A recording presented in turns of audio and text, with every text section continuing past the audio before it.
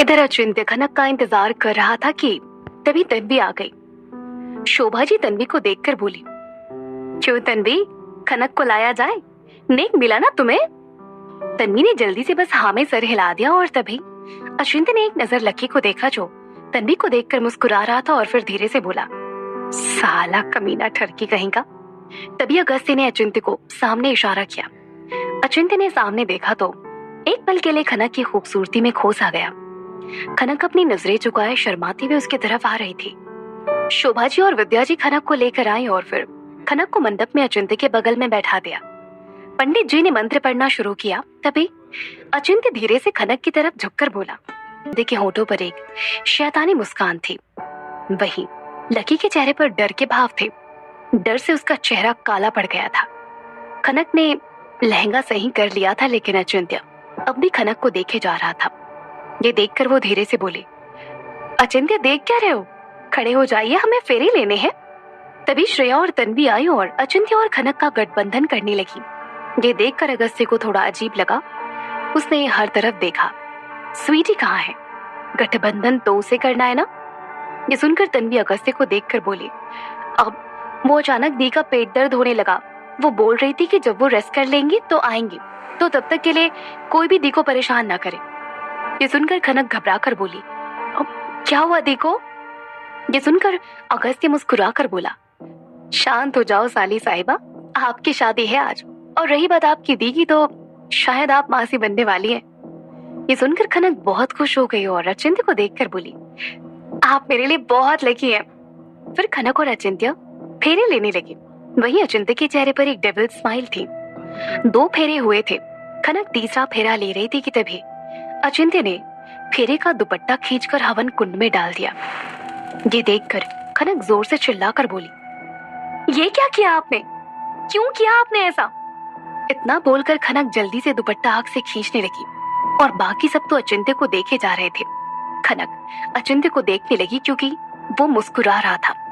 खनक अपने हाथों से आग बुझा रही थी और बोले जा रही थी, आपने क्यों किया ऐसा? ये अपशगुन होता है। तभी अचिंत्य खनक के बगल में बैठा और उसे देखते हुए बोला, because I have no interest in marrying you. ये सुनकर सबके होश उड़ गए और खनक के हाथ तो वैसे ही आग बुझाते हुए रुक गए। वो अचिंत्य को देखने लगी, फिर हल्का सा मुस्कुराकर हकलाते हुए बोली, आप मजाक कर रहे हैं ना? ये सुनकर अचिंत्य खनक के चेहरे को अपने हाथों में लेते हुए बोला, नो मिस खनक त्रिपाठी, मुझे ना ही तुम में और ना ही तुमसे शादी करने में कोई दिलचस्पी है। ये सुनकर शोभा जी, विद्या जी, हरीश चंद्र जी और हरिकांत जी सब उसे देखे जा रहे थे। अचिंत्य खड़ा हुआ और जाने लगा कि तभी मीडिया वाले आ गए और अचिंत्य के सामने माइक करके बोले, मिस्टर शेखावत, आज आपकी शादी थी ना, तो फिर आप बिना शादी के क्यों जा रहे हैं? अचिंत्य ने एक नजर खनक को देखा जो अब भी कुछ शॉक्ड और कुछ कंफ्यूज होकर अचिंत्य को बिना पलक झपकाए देखे जा रही थी। इधर अचिंत्य मुस्कुराकर बोला, आप सबको क्या लगता है कि ऐसी लड़की एएसएस के एक रात के भी काबिल है? अचिंत्य आगे भी कुछ बोलना चाहता था लेकिन तभी रोहन और राहुल दोनों एक साथ आ गए और रोहन ने अचिंत्य का कॉलर पकड़ लिया। कोई भी उसकी आंखों में अंगारे देख सकता था। आखिर क्यों ना आए उसे गुस्सा? अचिंत्य ने उसकी बहन के साथ इतना बुरा किया था कि किसी भी भाई के बर्दाश्त के बाहर था। रोहन ने कसकर उसे एक मुक्का मारा जिससे अचिंत्य राहुल के पास आ गिरा और फिर राहुल ने भी उतनी ही जोर से उसे मारा जिससे अचिंत्य गिर गया। इधर तन्वी और श्रेया खनक के पास बैठी थी। शोभा जी और विद्या जी हरीश चंद्र जी और हरिकांत जी को हैंडल कर रही थी। सबकी आंखों में आंसू थे। इधर रोहन ने अचिंत्य की तरफ से फिर से हाथ बढ़ाया। तभी अचिंत्य के आदमियों ने रोहन और राहुल पर बंदूक रख दी। ये देखकर राहुल और रोहन रुक गए और अचिंत्य ने जल्दी से दोनों को झटक दिया।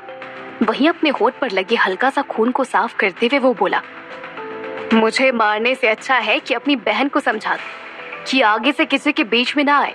जितनी उम्र नहीं है उतनी ज्यादा तेज जुबान है उसकी। आज मेरा बरसों का बदला पूरा हुआ है। अब तुम्हारी बहन लाइफ में कभी नहीं मुस्कुराएगी। उसने मुझसे मेरा सब कुछ छीना था, तो आज मैंने इसका सब कुछ छीन लिया। इतना बोलकर अचिंत्य उठा और एक नजर खनक को देखा और अपनी आंखों पर ग्लासेस लगाकर निकल गया। लकी ने भी एक नजर तन्वी को देखा जो लकी को आंसू भरी नजरों से देखे जा रही थी और फिर वो भी अपने आंसुओं को छिपाते हुए अचिंत्य के पीछे निकल गया। इधर सब मीडिया भी खनक और बाकी सबकी सिचुएशन की तस्वीर ले रही थी। ये देखकर अगस्त्य अपने मन में बोला, ये नहीं करना चाहिए था तुझे अचिंत्य। तू नहीं जानता कि तूने क्या किया है। तू बहुत तड़पेगा, क्योंकि यही काम मैंने बरसों पहले किया था अपने प्यार के साथ। पर मुझे नहीं पता था कि मैं स्वीटी को कितना चाहता हूँ। और आज तुझे भी नहीं पता है कि तेरे होठों पर ये जो मुस्कान आई है उसकी वजह है खनक। इतना बोलकर अगस्त्य ने अपने आदमियों को बोलकर मीडिया वालों को निकलवाया और फिर एक नजर खनक को देखा जो एक टक हवन कुंड की अग्नि को देखे जा रही थी। उसे ऐसा लग रहा था कि उसकी दुनिया उजड़ गई हो। तभी श्रेया ने उसे अपने सीने से लगा लिया और श्रेया के ऐसा करते ही खनक चीखते हुए जोर जोर से रोने लगी। उसे ऐसे देखकर सबकी आंखों में आंसू आ गए और सब घबराकर खनक के पास आने लगे। खनक को ऐसे देखकर सबके सब घबरा गए। तन्वी खनक को अपने सीने से लगाकर बोली, नहीं खनक, सब ठीक हो जाएगा, तू चुप हो जा। लेकिन तन्वी को भी तकलीफ हो रही थी। उसकी आंखों से भी आंसू बहे जा रहे थे और श्रेया की भी आंखों से आंसू बह रहे थे। इधर रोहन और राहुल भी खनक के पास आए और उसे अपने सीने से लगा लिया। तभी रोहन बोला, खनक देख, बचपन में तू सही कहती थी ना कि तेरे पास दो दो भाई हैं, तेरी आंखों में आंसू नहीं आएंगे। चुप हो जा बच्चा। ये सुनकर खनक और जोर से रोने लगी तो हरिकांत जी ने रोहन और राहुल को खनक को उसके रूम में ले जाने को कहा। उसकी बात सुनकर रोहन और राहुल खनक को रूम में ले गए। इधर अगस्त्य हर तरफ स्वीटी को देख रहा था, लेकिन स्वीटी हो तब ना दिखे। वो सबसे स्वीटी के बारे में पूछ रहा था, लेकिन किसी को कुछ पता नहीं था। फिर वो हरीश चंद्र जी के पास आया और उन्हें देखते हुए बोला, मेरी स्वीटी कहाँ है? ये सुनकर सब सन्न हो गए। तभी विद्या जी बोली, बेटा वो यहीं कहीं होगी। इस बार अगस्त्य बोला, कहीं नहीं है वो।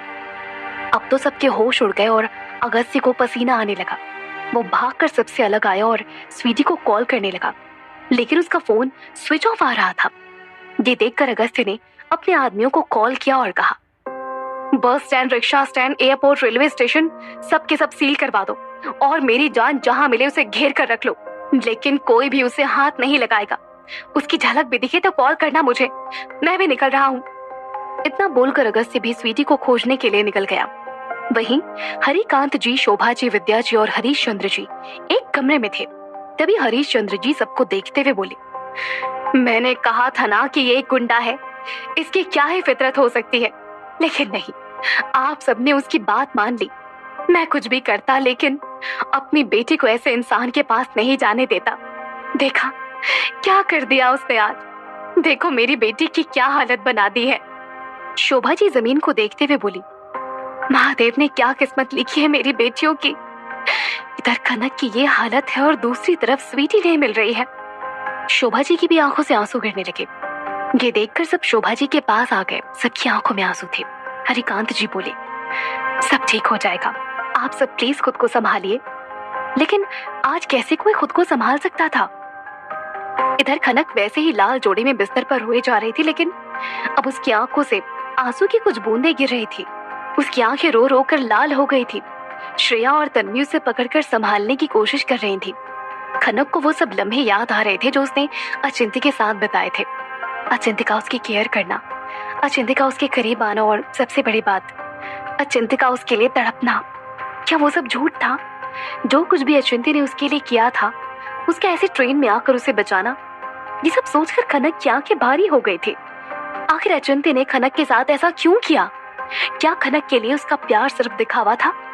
क्या अचिंत्य के लिए दर्द को झेल पाएगी खनक? और क्या अगस्त्य स्वीटी को ढूंढ पाएगा? जानने के लिए सुनते रहिए माय हार्टलेस लवर सिर्फ पॉकेट एफएम पर।